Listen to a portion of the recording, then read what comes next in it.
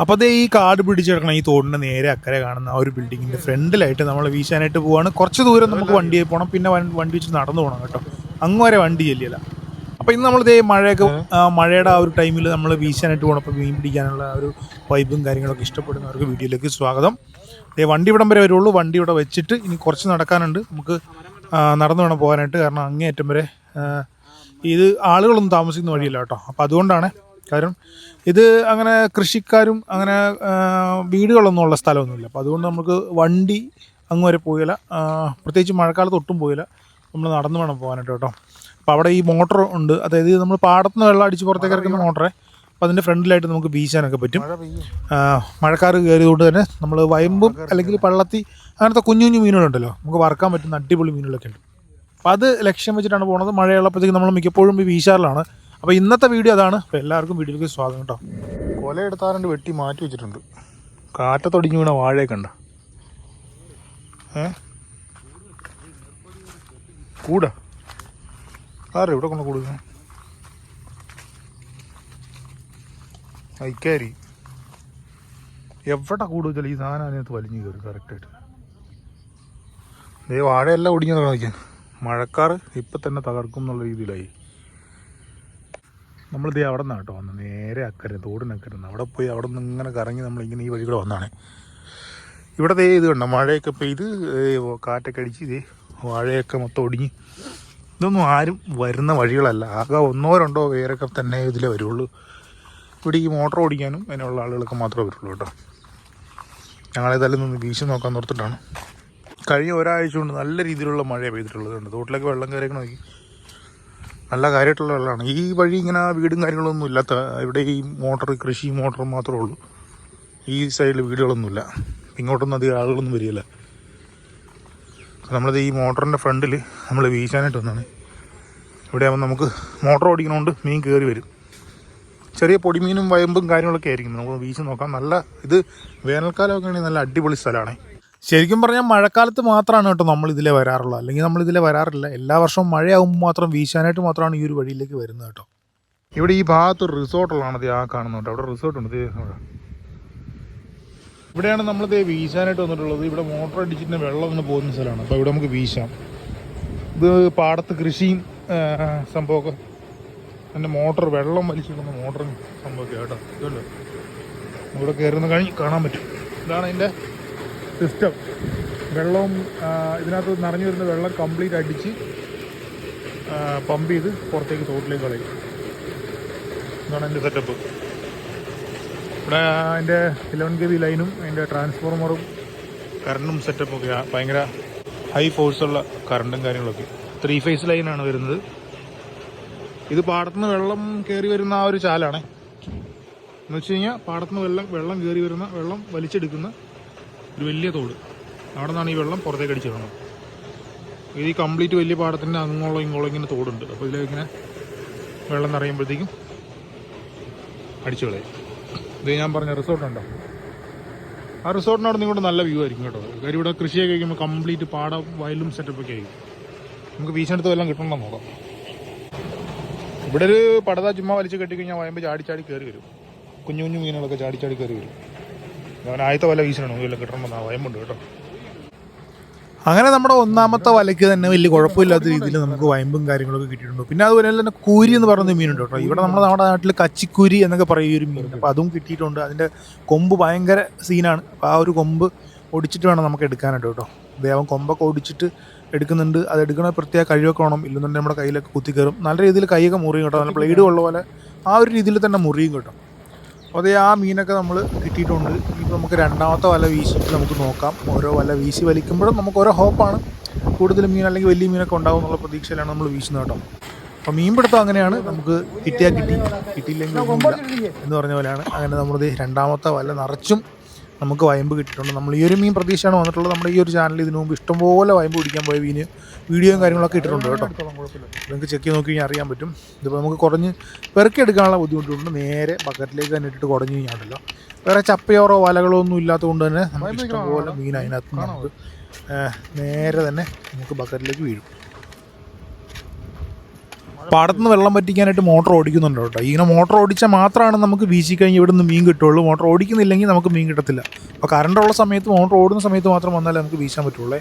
പിന്നെ ഉണ്ടല്ലോ നല്ല രീതിയിലുള്ള കാറ്റും ഒരു നല്ല മഴക്കാറും കയറിയിട്ടുണ്ട്. ഇപ്പം തന്നെ അടുത്ത മഴയ്ക്കുള്ള ചാൻസ് സൂപ്പർ കാറ്റ് കേട്ടോ. അപ്പോൾ അങ്ങനെയാണെന്നുണ്ടെങ്കിൽ കുറച്ച് നേരം ഇവിടെ കയറിയിട്ട് ഇവിടെ മോട്ടോർ ഓടിക്കുന്നൊരു ഇരിക്കാണ്ട് കേട്ടോ. ഇക്കടെ വർത്താൻ പറഞ്ഞ് കുറച്ച് നേരം നിൽക്കാം. അത് കഴിഞ്ഞിട്ട് നമ്മൾ വീണ്ടും വീശാൻ ഇറങ്ങും കേട്ടോ. കിട്ടിയ മീൻ നമുക്ക് രണ്ടാമത് വല കിട്ടിയ മീനാണ് കേട്ടോ. അതുകൊണ്ടോ അത്യാവശ്യം വയമ്പുണ്ട്, അതുപോലെ തന്നെ കല്ലടയൊക്കെ ഉണ്ട്, അത്യാവശ്യം വലിയ മീനുണ്ട്. നല്ല കാറ്റും നല്ല സൂപ്പർ മഴ.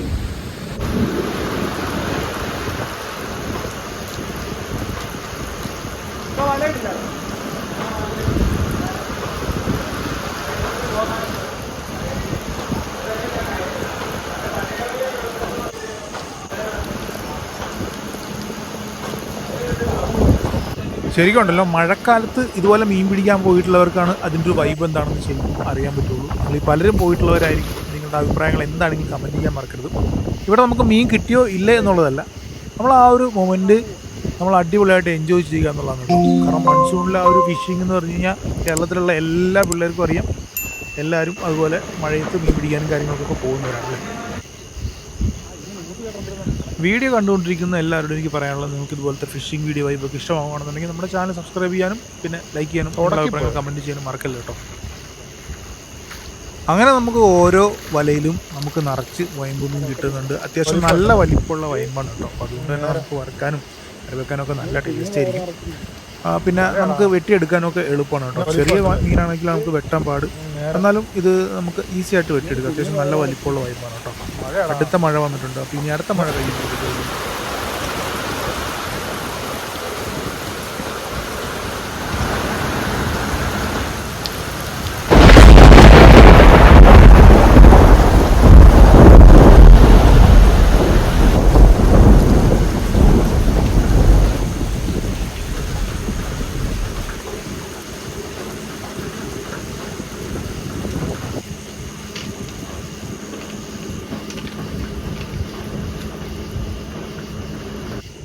ഇപ്പോൾ പെയ്ത മഴ നല്ല അടിപൊളി മഴയായിരുന്നു കേട്ടോ. നല്ല അടിപൊളി മഴയായിരുന്നു. അതുപോലെ തന്നെ കാറ്റും പിന്നെ ചെറിയ രീതിയിൽ ഇടിവെട്ടും ഉണ്ടായിരുന്നു കേട്ടോ. പക്ഷേ അതൊക്കെ മാറി കഴിഞ്ഞതിന് ശേഷമാണ് വീണ്ടും നമ്മൾ വീശാൻ തുടങ്ങിയിട്ടുണ്ട്. മീൻ കിട്ടുവാണെന്നുണ്ടെങ്കിൽ മാക്സിമം മീൻ കിട്ടുന്ന അത്രയും കിട്ടട്ടെ, നമുക്ക് ആവശ്യമുള്ള എടുത്തിട്ട് ബാക്കി നമുക്ക് അടുത്തുള്ള വീട്ടുകാർക്ക് കൊടുക്കാം കേട്ടോ.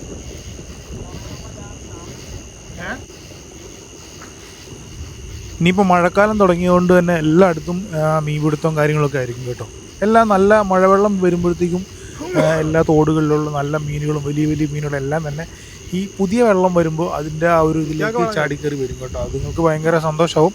പക്ഷേ അതുകൊണ്ട് തന്നെ മീൻപിടുത്തം എല്ലാവർക്കും നല്ല തകൃതിയായിട്ട് മൺസൂൺ സമയത്ത് അടിപൊളിയായിട്ട് മീൻ പിടിക്കാൻ പറ്റും കേട്ടോ. വല വീശിയിട്ട് നമ്മൾ മീൻ കുടഞ്ഞുകൊണ്ടിരുന്ന ആ മോട്ടോർ തറയുടെ ഫ്രണ്ടിലാണ് കേട്ടോ. അപ്പോൾ അവിടെ ആ ചേട്ടനുള്ളതല്ലേ. അപ്പം ഈ മീനിൻ്റെ സ്മെല്ല് കേട്ട് കഴിയുമ്പോഴത്തേക്കുണ്ടല്ലോ ചെറിയ നീർക്കോലി പോലത്തെ ഇതൊക്കെ കയറി വരും കേട്ടോ. പിന്നെ അത് ആ പുള്ളിക്കൊരു ബുദ്ധിമുട്ടാവട്ടില്ലെന്നത് നമ്മൾ ഇപ്പുറത്തേക്ക് മാറി. അപ്പോൾ അതുകൊണ്ട് നമ്മളിത് ബക്കറ്റൊക്കെ അവിടെ നിർത്തി ഇവിടെ കൊണ്ടുവന്ന് വെച്ചിട്ടുണ്ട്. അപ്പോൾ ഇപ്പുറത്തിട്ടാണ് കുടയുന്നത്. അപ്പം പുള്ളിക്ക് ബുദ്ധിമുട്ടുണ്ടാകാത്ത രീതിയിൽ നമ്മൾ ചെയ്യണമല്ലോ. ഇതാണ് പള്ളത്തി എന്ന് പറയുന്ന മീൻ കേട്ടോ. അതുപോലെ തന്നെ ചെറിയ എല്ലാ പൊടിമീനുകളും ഉണ്ട് കേട്ടോ. പിന്നെ കോല എന്ന് പറയുന്നൊരു മീൻ ഇതാണ് നമ്മുടെ നാട്ടിലെ ഒരു കോല എന്ന് പറയുന്ന മീനാണ്. നമ്മുടെ നാട്ടിൽ അങ്ങനെയാണ് പേര് പറയുന്നത്. ഓരോ സ്ഥലത്തും ഓരോ വ്യത്യസ്തമായിട്ടുള്ള പേരുകളൊക്കെ ആയിരിക്കും. എനിക്കൊന്നും നല്ല മഴയുള്ള സമയത്ത് നല്ല മഴവെള്ളം വരുമ്പോഴത്തേക്കുമാണ് ഇങ്ങനത്തെ മീനുകളൊക്കെ നമുക്ക് കിട്ടുന്നത് കേട്ടോ. അല്ല ആ ഒരു സമയത്ത് വീശി കഴിഞ്ഞാണ്ടല്ലോ ഇങ്ങനത്തെ മീനൊന്നും നമുക്ക് കിട്ടത്തില്ലായിരിക്കും കേട്ടോ. പള്ളത്തി മാത്രം വെട്ടി വറുത്ത് കഴിച്ചിട്ടുള്ളവർക്ക് അതിൻ്റെ ടേസ്റ്റ് എന്താണെന്ന് ഞാൻ പറഞ്ഞു തരേണ്ട കാര്യമില്ല. അത്രയും ടേസ്റ്റുള്ള മീനാണ് ഈ പള്ളത്തി എന്ന് പറയുന്നത് കേട്ടോ. അതുപോലെ തന്നെ വയമ്പ് അത്യാവശ്യം നല്ല വലിപ്പമുള്ള വയമ്പാണെന്നുണ്ടെങ്കിൽ ഇപ്പോൾ നമുക്ക് കിട്ടിക്കൊണ്ടിരിക്കുന്ന അത്യാവശ്യം നല്ല വലിപ്പമുള്ള ആ വയമ്പിൻ്റെ തന്നെ അത്യാവശ്യം നല്ല വലിപ്പമുള്ള വയമ്പ് നമുക്ക് കിട്ടി തുടങ്ങിയിട്ടുണ്ട് കേട്ടോ. നമ്മൾ വീശുമ്പോൾ കിട്ടുന്ന മീനുകളിലുണ്ടല്ലോ, അത് ഈ ഗൗര എന്ന് പറയുന്നൊരു മീനുണ്ട്. ഇത് ഈ കാണുന്നതാണ് ആ ഒരു മീൻ കേട്ടോ. അവന് ഭയങ്കര ലക്കാണ്. കാര്യം അവനെ നമ്മൾ കറി വെക്കാൻ എടുക്കില്ല. അവനെ കിട്ടുമ്പോൾ തന്നെ നമ്മൾ എടുത്ത് നേരെ തിരിച്ച് വെള്ളത്തിലേക്ക് തന്നെ അവനെ വിട്ടേക്കും കേട്ടോ. നല്ല മഴക്കാറും ഉണ്ട്, അതുപോലെ തന്നെ നേരം ഇരുട്ടി തുടങ്ങിയിട്ടുണ്ട്. അതുകൊണ്ട് തന്നെ നമുക്ക് തിരിച്ച് പോകുമ്പോൾ വഴി കുറച്ച് റിസ്ക് ആയതുകൊണ്ട് നമുക്ക് ഒത്തിരി നേരം നിൽക്കാൻ പറ്റില്ല. ഒരു 2-3 വല കൂടെ വീശിയിട്ട് നമ്മൾ വൈൻഡപ്പ് ആക്കുന്നുണ്ട്. അതുപോലെ തന്നെ നമുക്ക് കിട്ടിയിട്ടുള്ള മീനും അത്യാവശ്യം നമുക്ക് നല്ല രീതിയിൽ നമ്മുടെ ബക്കറ്റിൻ്റെ പകുതിയോളം മീൻ നമുക്ക് കിട്ടിയിട്ടുണ്ട്. 2-3 വല കൊണ്ട് തന്നെ കേട്ടോ.